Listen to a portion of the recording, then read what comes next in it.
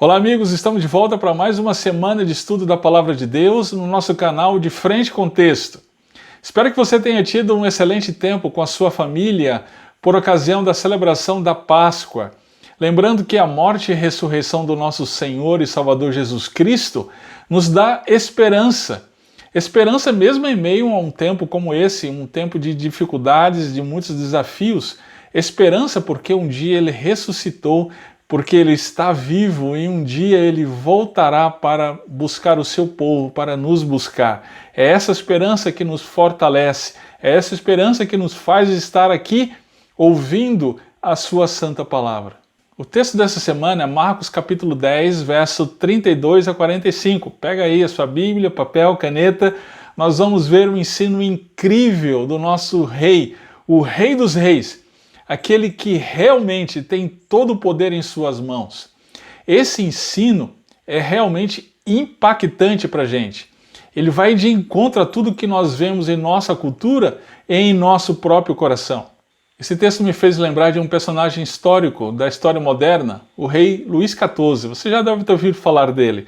O rei francês que reinou na França no final do século XVII e início do século XVIII. Ele reinou num período histórico conhecido pelos historiadores como absolutismo, isso porque os reis nesse período concentravam em si mesmos todo o poder. Né?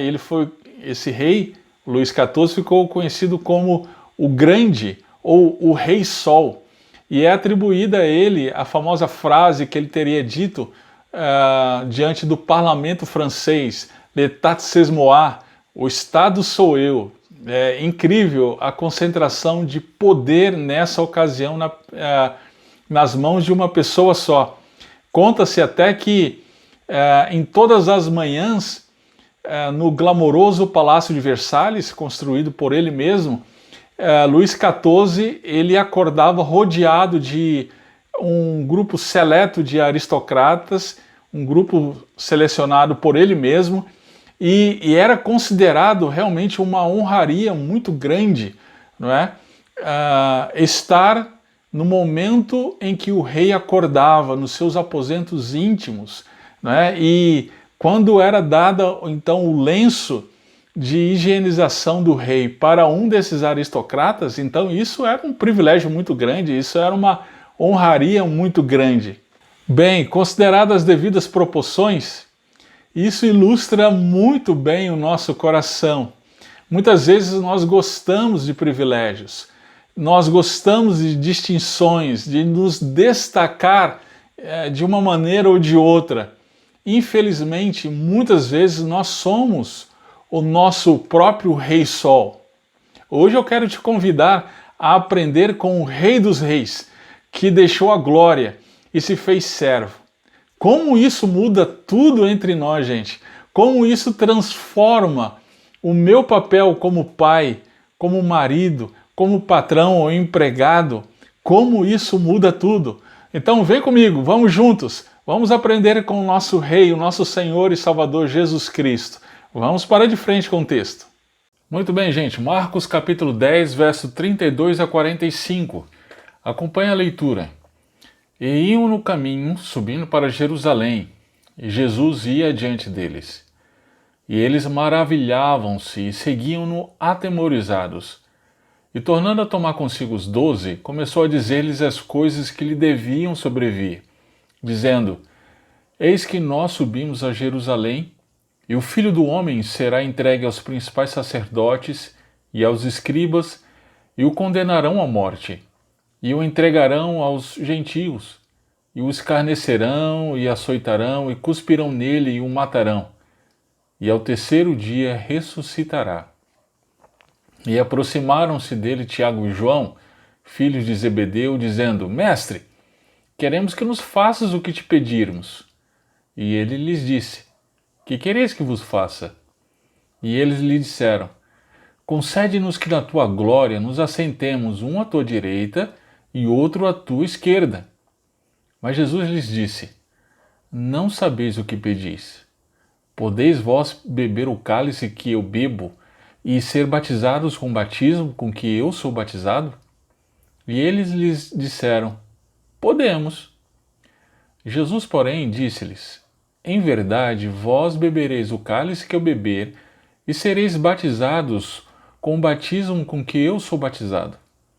Mas o assentar-se à minha direita ou à minha esquerda, não me pertence a mim concedê-lo, mas isso é para aqueles a quem está reservado. E os 10, tendo ouvido isto, começaram a indignar-se contra Tiago e João. Mas Jesus, chamando-os a si, disse-lhes: Sabeis que os que julgam ser príncipes dos gentios, deles se assenhoriam, e os seus grandes usam de autoridade sobre eles. Mas entre vós não será assim. Antes, qualquer que entre vós quiser ser grande, será vosso serviçal. E qualquer que dentre vós quiser ser o primeiro, será servo de todos. Porque o Filho do Homem também não veio para ser servido, mas para servir e dar a sua vida em resgate de muitos. Amém. No texto da semana passada, nós vimos que Jesus ensinou que o reino de Deus pertence àquele que, como criança, depende exclusivamente dele para a salvação. Lembre-se que, em decorrência do diálogo com o homem rico, Jesus disse que para o homem é impossível salvar-se. Então a salvação é uma obra exclusivamente de Deus. E no final da narrativa, Jesus afirmou que quem deixou algo por ele receberia 100 vezes mais e a vida eterna. Mas muitos primeiros seriam os últimos, e últimos os primeiros. Vimos que Jesus concluiu seu ensino com esse alerta: o acesso ao reino de Deus é tão somente pela fé em Cristo. Entretanto, só quem pode avaliar essa fé é Deus, e não os nossos próprios critérios. Agora, deve ser exatamente por isso que o nosso texto de hoje começa com Marcos dizendo, olha lá o verso 32, eles maravilhavam-se e seguiam-no atemorizados.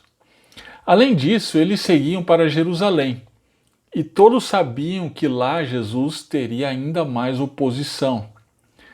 Então, é exatamente disso que Jesus começou a falar. Perceba que Jesus chamou os 12 e começou a dizer-lhes as coisas que lhe deviam sobrevir ao chegar em Jerusalém. Eu acho isso muito interessante, gente. O que você faria se soubesse que algo tão trágico aconteceria com você ao chegar em uma cidade? Com certeza mudaria os planos, não é mesmo? Mas Jesus seguiu o seu plano. E qual era o plano mesmo? Ele vai dizer no verso 33 e 34, olha só. Eis que nós subimos a Jerusalém, e o Filho do Homem será entregue aos principais sacerdotes e aos escribas, e o condenarão à morte, e o entregarão aos gentios, e os escarnecerão, e açoitarão, e cuspirão nele, e o matarão, e ao terceiro dia ressuscitará. Isso aqui, gente, é incrível. Lembre-se, Jesus é o Rei dos Reis, aquele que tem todo o poder, ele tem autoridade, então, para curar pessoas de enfermidades incuráveis. Ele tem poder para dar visão ao cego, para fazer o paralítico andar. Ele tem poder sobre os ventos, os mares. Ele tem poder sobre o mundo espiritual, sobre os demônios. Então, esperava-se que ele subiria a Jerusalém e em Jerusalém, então, ele conquistasse Jerusalém. E então, a partir de Jerusalém, ele estenderia o seu domínio sobre todo o mundo. Mas só que não. O plano de Jesus, ao subir a Jerusalém, incluía sofrimento, morte e depois ressurreição. É bem interessante que nesse texto, mais uma vez, ele usa o título Filho do Homem. Nós já vimos que esse título é o título messiânico preferido por Jesus e que remonta a Daniel 7, que mostra o Messias vindo em poder, glória, trazendo o reino de Deus. Que contraste desse título com o contexto aqui do nosso texto, não é mesmo? Jesus tem todo o poder no céu e na terra, mas ao mesmo tempo seria humilhado e morto. Por que será então que Jesus usa o título Filho do Homem nesse contexto de humilhação, sofrimento, morte? Bem, ao mencionar seu título, o Filho do Homem, Jesus mostrou que ele tinha tudo em seu controle, até mesmo o ser entregue aos gentios e ser morto. Essa era a intenção de Jesus. Perceba ainda que essa é a terceira vez que Jesus contou para seus discípulos o que estava por acontecer. Vamos ver aqui. Na primeira vez que Jesus fala do seu plano, no capítulo 8, verso 31 e 32, o que aconteceu logo em seguida? Pedro repreendeu e, dessa forma, ele se fez adversário de Jesus. Lembre-se que essa foi a ocasião que se seguiu imediatamente a confissão de Pedro de que Jesus é o Cristo, o que torna isso ainda mais interessante. Na segunda vez, é o capítulo 9, verso 30 e 32. O que é que acontece em seguida? Os discípulos não entenderam nada, preferiram calar-se por recear perguntar, e logo em seguida houve a discussão sobre quem seria o maior entre eles. E a terceira vez? Bem, a terceira vez é esse texto, o capítulo 10, verso 32 e 34, o texto de hoje. O que acontece logo em seguida? Como será que reagiram os apóstolos dessa vez que Jesus revelou seus planos? Vamos ver. Veja o verso 35. Tiago e João fizeram um pedido. Qual foi o pedido? Olha o verso 37. Concede-nos que na tua glória nos assentemos um à tua direita e outro à tua esquerda. Note que o pedido deles é para que se assentassem ao lado do trono de Jesus. A ocasião seria a glória. Como assim, gente? Jesus está falando de escárnio, açoites, humilhação, morte. Onde está a glória aí? A que glória eles estavam se referindo? Bem, Jesus já havia falado de glória antes. Além daqui, duas outras passagens que mencionam a glória mostram que o termo fazia parte da expectativa da vinda do Filho do Homem. Vamos ver. O primeiro texto é Marcos 8,38, diz assim: Porquanto qualquer que entre esta geração adúltera e pecadora se envergonhar de mim e das minhas palavras, também o Filho do Homem se envergonhará dele, quando vier na glória de seu Pai com os santos anjos. E o segundo texto é Marcos 13,26, diz assim: E então verão vir o Filho do Homem nas nuvens com grande poder e glória. Perceba que nessas duas passagens, Jesus está usando também o título Filho do Homem. E tem tudo a ver com Daniel 7. Vamos dar uma lembrada então em Daniel 7, verso 13 e 14, diz assim: Eu estava olhando nas minhas visões da noite, e eis que vinha nas nuvens do céu um como o Filho do Homem. E dirigiu-se ao ancião de dias e o fizeram chegar até ele. E foi-lhe dado o domínio e a honra e o reino para que todos os povos, nações e línguas o servissem.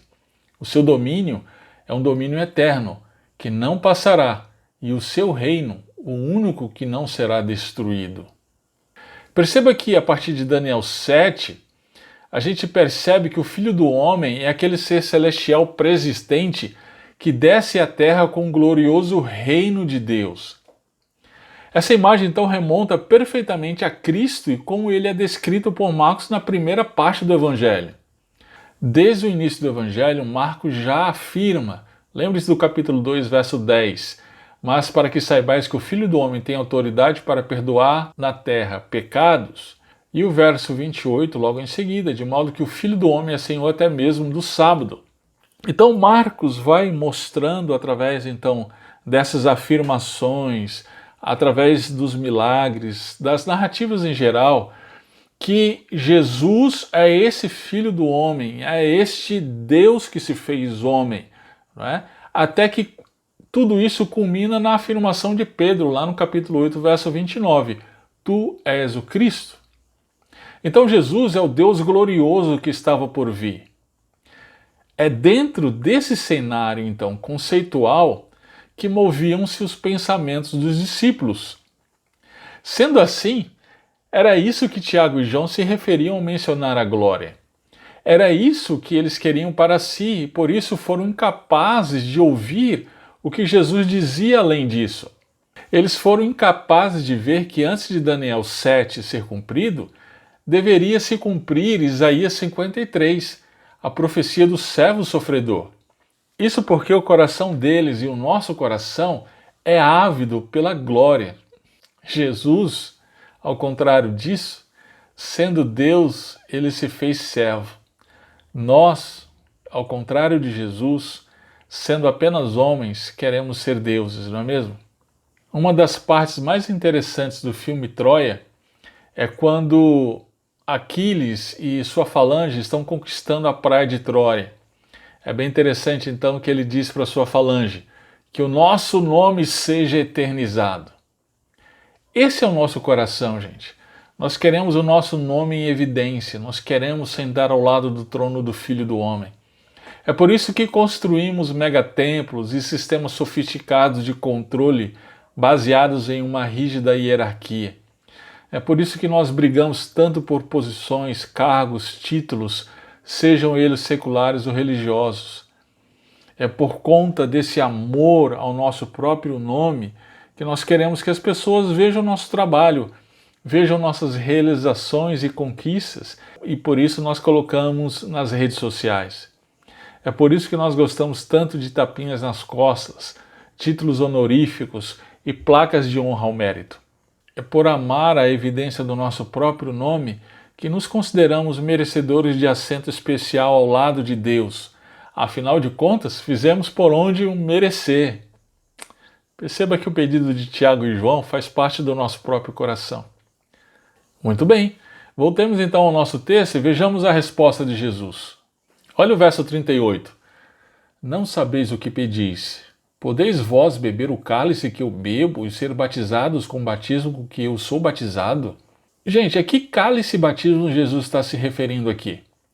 Essas figuras remetem a um sofrimento que Jesus estava por passar. Lembre-se que no verso 33 e 34, ele fala desses sofrimentos. Ou seja, o que Jesus diz é que o caminho da glória implicaria em sofrimento. No caso de Jesus, o sofrimento dele pelos nossos pecados seria então vicário, expiatório e substitutivo. Nesse sentido, os discípulos de Jesus jamais poderiam passar. Mas tem um detalhe aí. Olha o verso 39. Tiago e João responderam: podemos. E diante dessa resposta, Jesus não os repreendeu. Na verdade, na sequência, Jesus afirmou que de fato eles beberiam o cálice e seriam batizados com aquele batismo. Jesus então está se referindo aqui ao sofrimento deles. Tiago, mais para frente, ele foi martirizado, conforme a gente vê em Atos capítulo 12, verso 2, e João foi exilado na ilha de Patmos, conforme a gente vê em Apocalipse 1, 9. Agora, o sofrimento deles dois não foi o mesmo que o de Cristo, porque eles não podiam pagar pelos seus próprios pecados, nem muito menos de todo mundo. Mas esse sofrimento que eles também estavam por passar seria o caminho de todo discípulo de Cristo, e isso que a gente precisa observar aqui. Todos nós, de alguma forma ou outra, padecemos dores por causa de Cristo. Uma vez que Cristo trilhou o caminho da glória por meio do sofrimento, ele também nos convida a nos alegrar com sua glória por meio do sofrimento. Pedro mostrou que aprendeu isso ao escrever a sua primeira carta. Lá no capítulo 1, verso 6, ele diz assim: ainda que agora importa, sendo necessário que estejais por um pouco contristados com várias tentações, para que a prova da vossa fé, muito mais preciosa do que o ouro que perece e é provado pelo fogo, se ache em louvor e honra e glória na revelação de Jesus Cristo. Muito bem. Na continuação, Jesus diz então que o assentasse à sua direita e esquerda estava reservado. Em seu plano eterno, o Pai já havia decretado o que estava por acontecer. Ok, vamos ver então o que acontece na nossa narrativa em seguida. Os discípulos ficaram indignados. Veja o verso 41. Eles ficaram indignados contra a atitude de Tiago e João. Mas perceba que a indignação deles não era que Tiago e João estavam com o coração distante do que Jesus estava lhes ensinando. Não. É porque Tiago e João queriam o destaque, o primeiro lugar. E com isso estavam esquecendo dos demais. Como ficariam os demais discípulos nessa conjectura de Tiago e João? É aí então que Jesus mais uma vez ensina e ensina algo realmente incrível. Vamos ver. Olha só o verso 42. Sabeis que os que julgam ser príncipes dos gentios, deles se assenhoreiam, e os seus grandes usam de autoridade sobre eles. Existe, gente, e sempre existiu na história da humanidade uma hierarquia socioeconômica, onde uma classe de pessoas domina o restante. Os grandes exercem domínio sobre o povo, e sobre eles exercem autoridade. Esse domínio se expressa de diferentes formas ao longo das épocas. Na época de Cristo existia uma aristocracia que, por intermédio do acúmulo de terras, exercia o domínio. Hoje, em sociedades capitalistas, o acúmulo do capital financeiro determina a pirâmide social. Assim, a hierarquia social é determinada pelo capital, e a hierarquia se presta a impor e a exigir privilégios. Ela domina e exerce de todos os seus privilégios para o seu próprio usufruto e acúmulo de mais capital. Já os países socialistas não fogem dessa regra. O socialismo revela-se como uma utopia quanto à igualdade que eles pregam. Nós vemos isso quando uma classe proletária que assume o poder termina se colocando como uma nova classe detentora de privilégios, ou seja, opressora. É só ler o excelente livro do George Orwell, a distopia dele, né, A Revolução dos Bichos, que a gente vê isso muito bem. Qual seria a saída disso, então? O reino de Deus. Veja a afirmação de Cristo: entre vós não é assim. Ou seja, os súditos do reino experimentam uma realidade agora já diferente do mundo. Olha a sequência no verso 43 e 44. Antes, qualquer que entre vós quiser ser grande será vosso serviçal, e qualquer dentre vós quiser ser o primeiro será servo de todos. A hierarquia no reino de Deus não é mais determinada por critérios humanos como o capital, a origem social ou o cargo no partido, mas pela disposição em servir. A hierarquia no reino de Deus está voltada para o serviço. Assim, a hierarquia se presta não ao usufruto próprio e acúmulo de mais capital, privilégios, honrarias, mas sim ao serviço ao outro. Como isso é diferente, gente, de tudo que vemos e vivemos no mundo.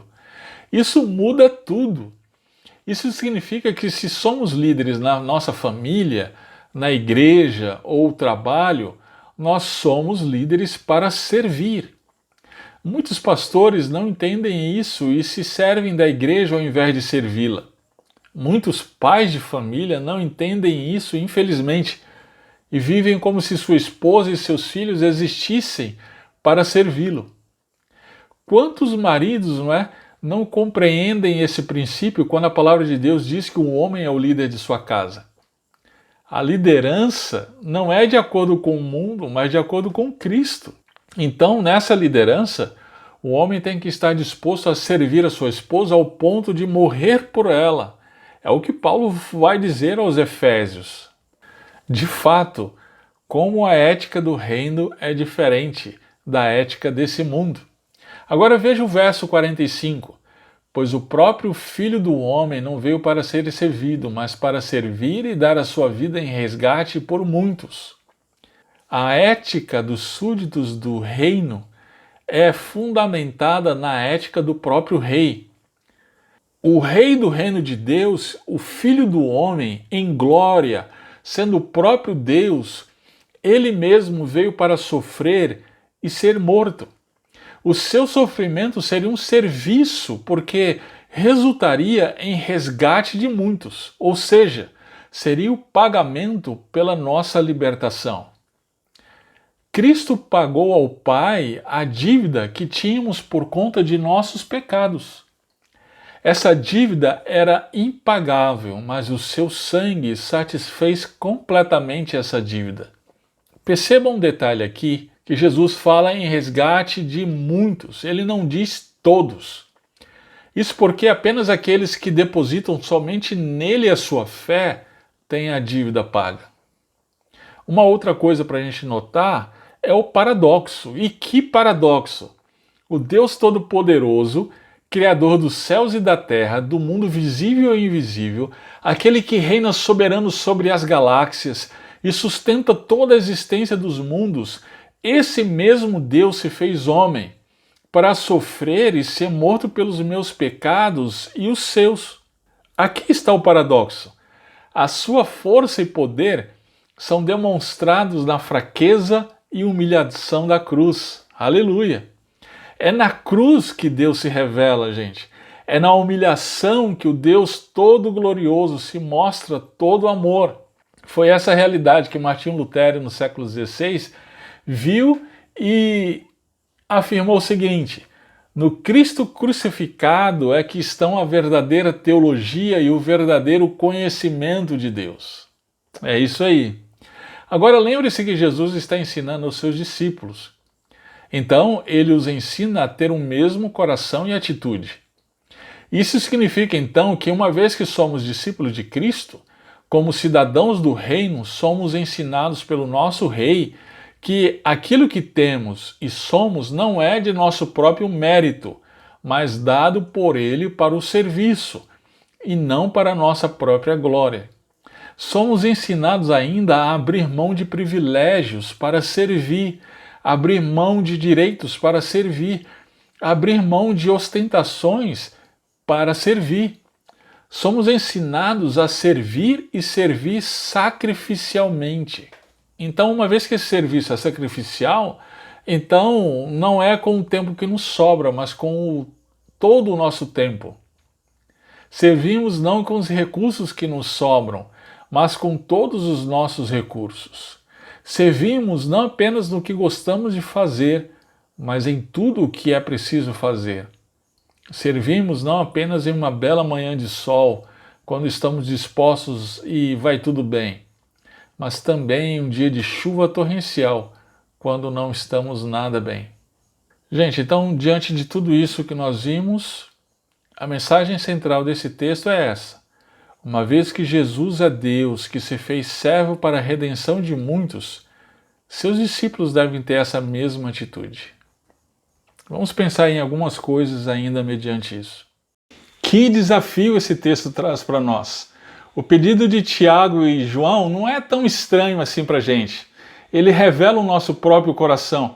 Queremos o nosso nome em evidência, essa que é a verdade. Muitas vezes nós queremos sentar, se não no trono do próprio Filho do Homem, ao lado dele. Nós amamos posições, cargos, títulos, amamos mostrar nossas realizações e conquistas. Esse é o nosso próprio coração. Mas sabe o que é mais incrível? É que Jesus morreu por essas pessoas como nós. Pessoas com o nosso coração. E somente por meio dele, por meio de Cristo, que nós temos o coração transformado e deixamos de viver para a nossa própria glória e vivemos para a glória tão somente dele. Nesse texto, gente, a gente vê como o ensino de Jesus é diferente de tudo que vemos e vivemos nesse mundo. O Evangelho muda tudo, até mesmo as nossas relações pessoais. Na prática, isso significa que se somos líderes da nossa família, da igreja, do trabalho, nós somos líderes não para ser servidos, mas para servir. Como nossas famílias seriam diferentes se muitos de nós, maridos, entendessem esse ensino de Jesus? Muitos vivem, infelizmente, como se sua esposa e seus filhos existissem para servi-lo, para fazê-lo feliz. Não compreendem o princípio de liderança da palavra de Deus.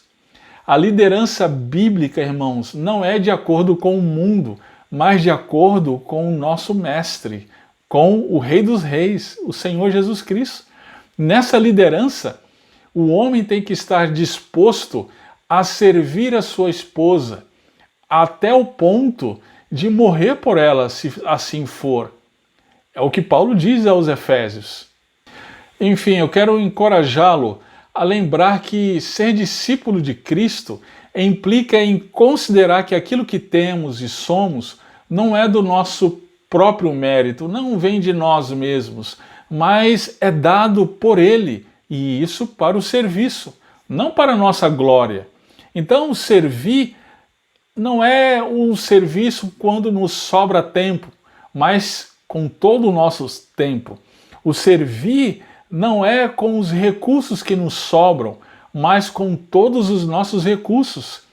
O servir não é apenas aquilo que a gente gosta de fazer, mas em tudo o que a gente precisa fazer. O servir não é apenas numa bela manhã de sol, quando nós estamos dispostos e vai tudo bem com a gente. Mas o servir vai ao encontro de nossos próprios desejos, de nosso próprio comodismo, da nossa própria zona de conforto, de tal maneira que nós servirmos até mesmo quando as coisas não estão muito bem com a gente, até mesmo em tempos de pandemia. Por quê? Porque o nosso Mestre, o nosso Rei, o nosso Senhor Jesus Cristo nos ensinou com a sua própria vida o caminho do serviço. É isso, gente. Espero que o estudo dessa semana tenha impactado você assim como me impactou. Tenha ensinado você assim como tem ensinado a mim e a minha família. Vamos continuar juntos, que Deus continue a abençoar o seu estudo. Vamos continuar juntos no De Frente com Texto.